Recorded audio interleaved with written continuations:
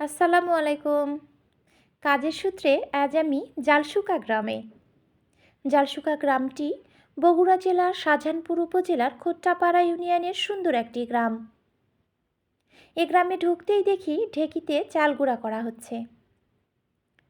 এখানে তারা শৌখিনভাবে চালের গুঁড়া করছে না, তারা জীবিকা নির্বাহ করছে। এটা তাদের জীবিকার উৎস। প্রতি কেজি চাল গুঁড়া করার জন্য তারা নিয়ে থাকে 10 টাকা। বর্তমানে সকাল থেকে সন্ধ্যা অবধি তাদের এই কাজ চলে।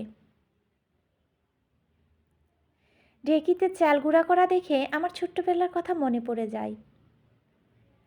আগে খুব বায়না করতাম ঢেঁকিতে পাড় দেওয়ার জন্য। ঢেঁকিতে পাড় দেওয়াও যেন একটা আর্ট। ছোট্টবেলায় ঢেঁকিতে পাড় দিয়ে চাল গুঁড়া করে সেই চালের গুঁড়া দিয়ে পিঠাপুলি তৈরি করতো মা। আমাকে একটা ঢেঁকি দেওয়া হয়েছিল, এই ঢেঁকির চেয়ে অনেক ছোট, কিন্তু সে ঢেঁকিতে চাল গুঁড়া করা যেত। সেই চালের গুঁড়া দিয়ে পিঠাপুলি করে সকলে মিলে আনন্দ করে খেতাম। ওটা আমার একটা খেলাধুলার অংশ ছিল। এখন তো ঢেঁকিতে ওইভাবে খেলাধুলা কোনো বাচ্চার দেখাই যায় না। ঢেঁকি উঠেছে এখন আলমারির তাকে, যেন প্রদর্শনীর বিষয় হয়ে গেছে।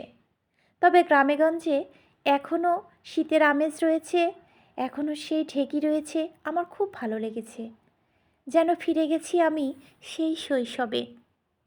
আল্লাহ হাফেজ।